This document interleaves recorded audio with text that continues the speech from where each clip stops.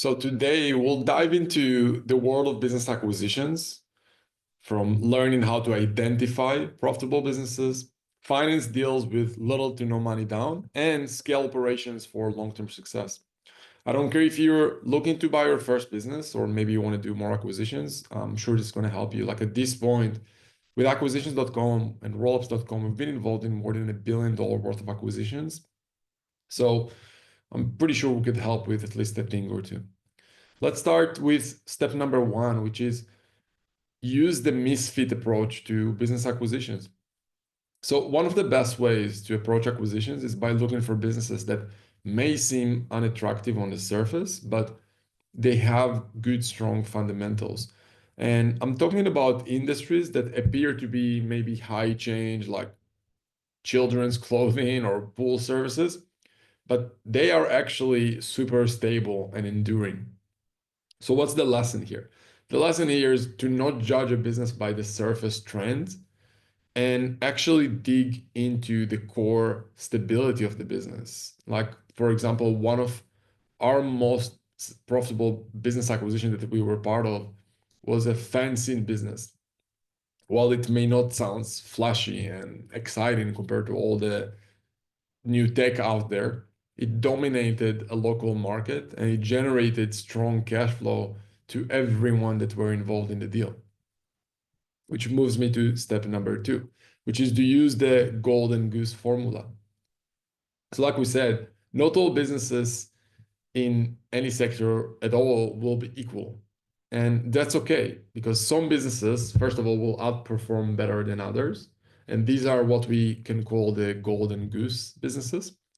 And the lesson here is to identify which businesses can generate, first of all, the most consistent cash flow and focus on even doing one good deal first, and optimizing that one good deal will take you so much further ahead than trying to go too broad on too many deals, ending up with nothing that gives you sustainable cash flow, which is the goal here at the end of the day.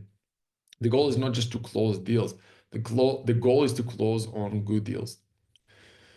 And an example for that is there was a business that we're actually now we're still helping closing, and we like it very much because it got long-term government contracts.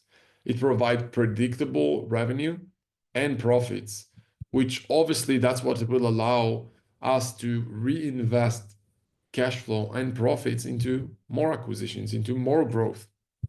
Versus, I see people who try to do deals with businesses that have bad cash flow, that they're not going to give you anything but just more headaches. And yes, I mean, I'm seeing people who are excited from saying they've done some deals, but like it's not going to help you if it's not going to bring you any cash. Like, why you're even starting the process if you're not going to make money from it?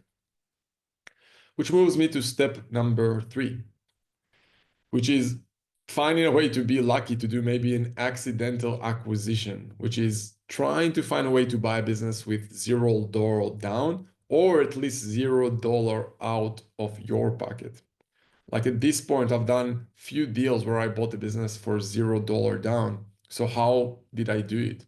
An example for a deal I was part of was I met a business owner who actually failed to sell his business 3 times before he met me. He still initially rejected my offer, but after months of no other buyers, he came back to me. At first, he wanted an all cash offer and he wanted it as soon as possible.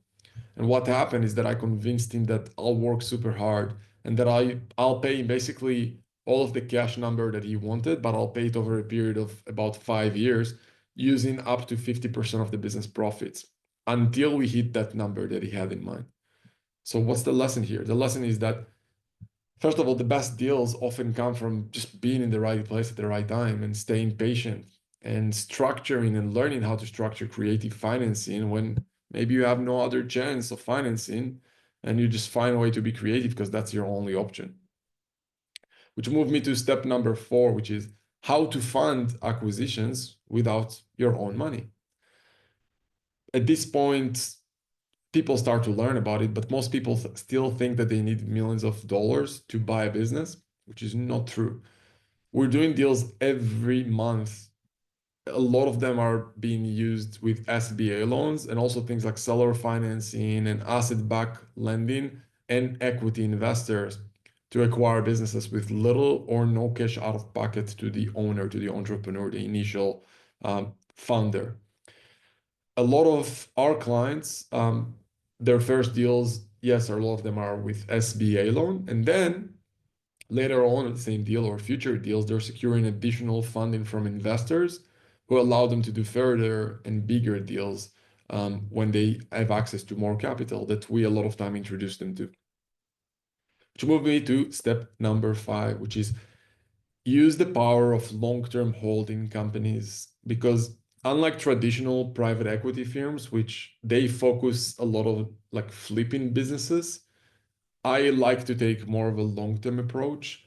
So my view on things is as little debt as possible and just overall don't have perspective on doing quick flips in acquisitions. Look at things long-term, focus on cash flowing assets, and also view things on at least 20 to 30-year investment horizon instead of, if you see the private equity firms, they focus on the standard like 10-year private equity model view, right? They take capital and they plan to bring it back with about 10-year window cycle. I don't like the idea of management fees. I like the idea of profit sharing with investors. I think it's a more congruent way to align incentives. So what's the lesson here in my mind is that the best wealth building strategy, it's not just about buying and selling businesses as soon as possible for a quick flip. It's finding a way to compound cash flow over decades, in my opinion. And that's basically the Warren Buffett approach, right? It's buying good businesses and just leave them to run for long term. Which moves me to step number 6, which is hiring the right CEO.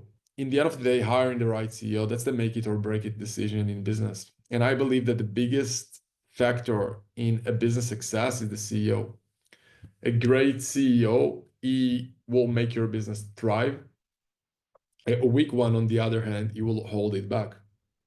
So how do we find the best CEOs?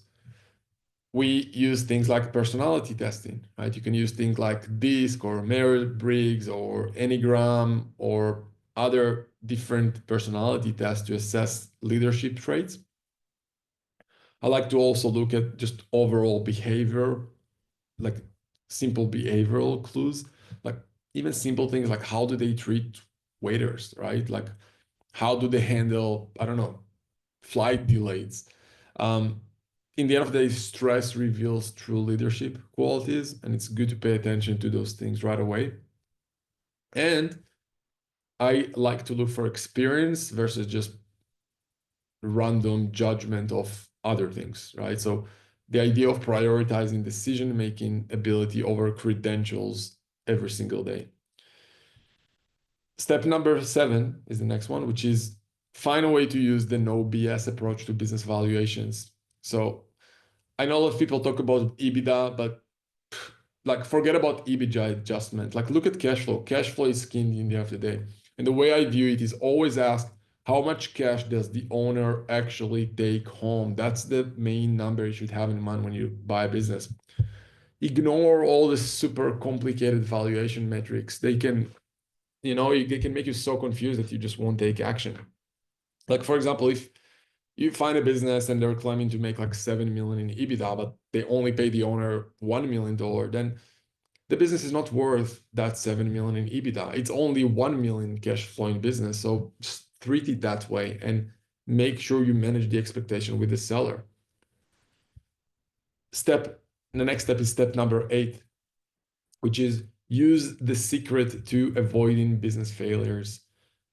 80% of success in business acquisitions come down to market selection. It's really my belief is that it's about the market. It's probably one of the most important things you can pick, right? And the right market, by the way, can make an average operator look like a genius, while the wrong market can make even the best operator struggle. I really like to focus and support my clients in focusing on industries where demand is consistent. Like even simple things like pool services and fencing and home services or other, I like the B2B business to business industries rather than all the crazy trendy, but sometimes volatile markets.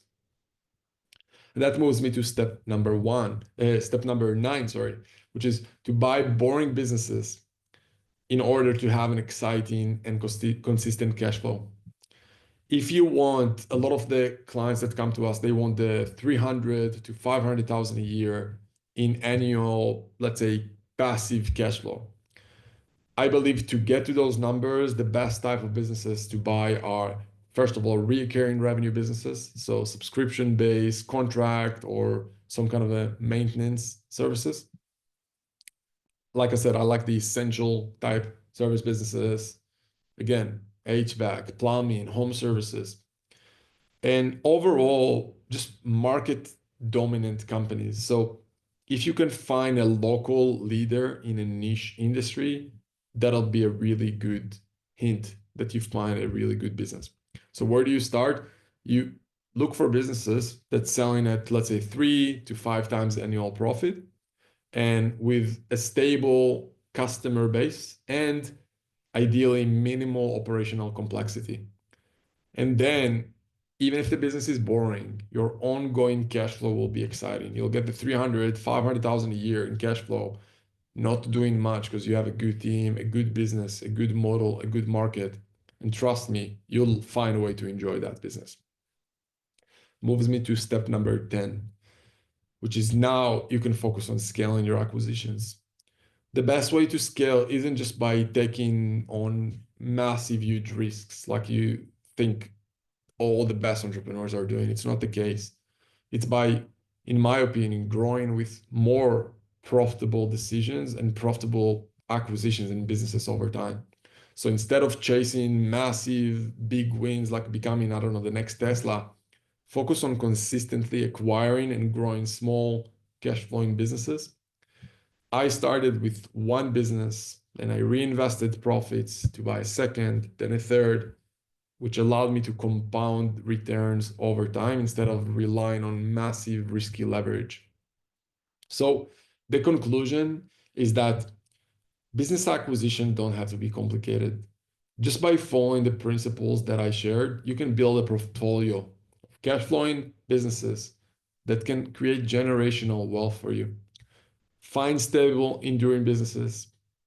Use creative financing to acquire them. Hire top-tier operators. Focus on long-term cash flow, not just quick flips and just to say that you've done a deal. And scale by buying more profitable acquisitions over time using your existing cash flow and leveraging other assets of potential targets. If you find this valuable, let me know below and take care.